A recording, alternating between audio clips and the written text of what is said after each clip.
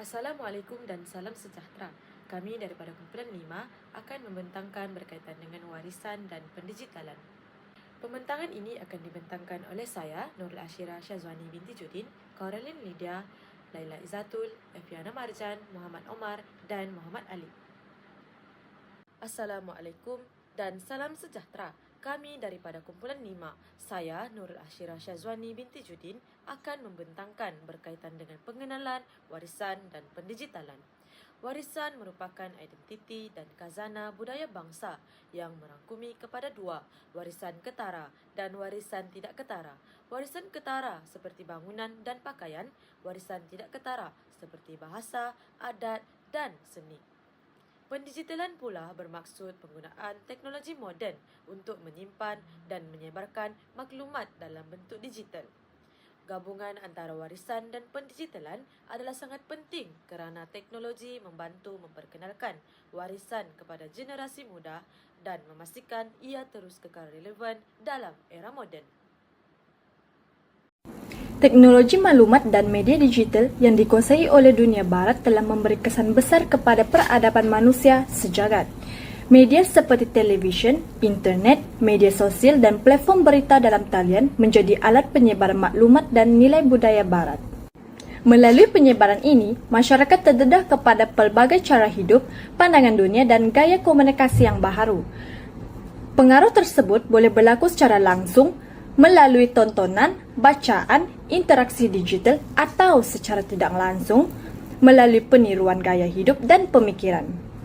Media juga berperanan penting dalam membina perpaduan masyarakat yang berbilang etnik, contohnya melalui kempen sosial dan penyebaran mesej positif yang menekankan nilai keharmonian. Seterusnya, saya akan menjelaskan tentang pengaruh budaya barat terhadap warisan dan pendigitalan sejagat.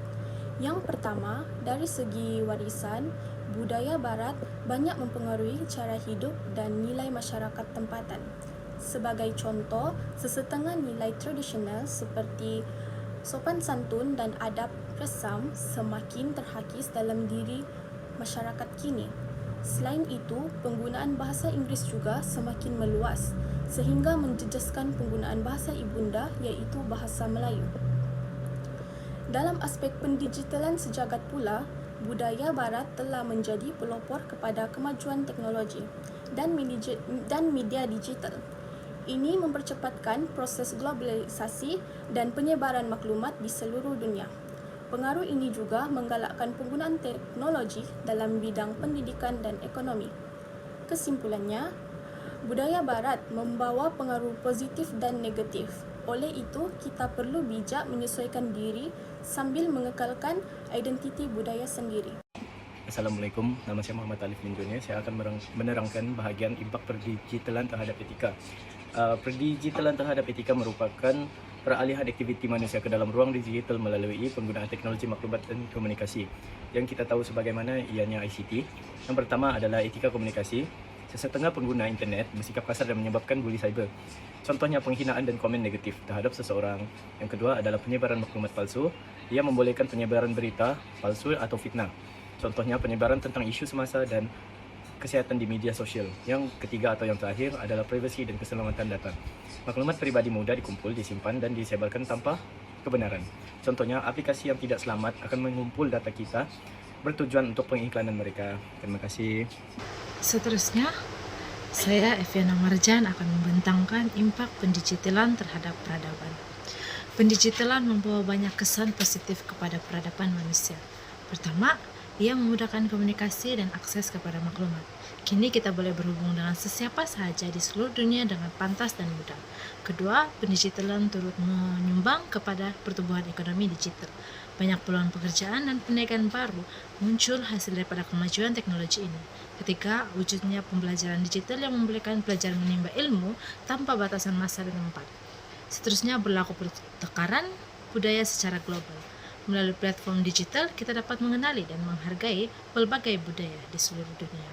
Namun begitu, pendigitalan juga mempunyai impak negatif, seperti wujud masalah ketagihan digital dan pengasihan sosial apabila individu terlalu bergantung pada teknologi. kedua, jurang digital antara golongan berkemampuan dan tidak berkemampuan semakin jelas, menyebabkan ketidakseimbangan akses kepada teknologi. Seterusnya, interaksi sosial semakin berkurang, karena ramai lebih selesa berkomunikasi secara maya. Akhir sekali, berlaku perubahan nilai dalam masyarakat apabila norma dan adat tradisional semakin terhakis akibat pengaruh dunia digital. Kesimpulannya, pendigitalan membawa banyak manfaat, tapi juga cabaran. Oleh itu, kita perlu menggunakan teknologi secara bijak agar kesan positifnya dapat dimaksimumkan dan kesan negatifnya dapat dikurangkan. Cadangan dalam meningkatkan warisan dan pendigitalan sejagat pula adalah yang pertama, melalui inisiatif kerajaan dan institusi pendidikan. Kerajaan dan institusi pendidikan perlu memperkukuh usaha pendigitalan sejagat melalui dasar dan geran penyelidikan yang menyokong inovasi budaya. Yang kedua, menggalakkan masyarakat dan generasi muda terlibat dalam proyek pendokumentasian warisan digital seperti pembuatan video, laman web, dan aplikasi interaktif. Yang ketiga, meningkatkan kerjasama antara bangsa. Kerjasama antara bangsa dapat mempromosi warisan tempatan di peringkat global. Sebagai kesimpulan, warisan budaya adalah identiti penting yang perlu dipelihara. Pendigitalan sejagat memberi peluang untuk mendokumentasi, menyimpan, dan mempromosi warisan kepada generasi muda dan masyarakat, sama ada masyarakat tempatan maupun antarabangsa. Sekian, terima kasih.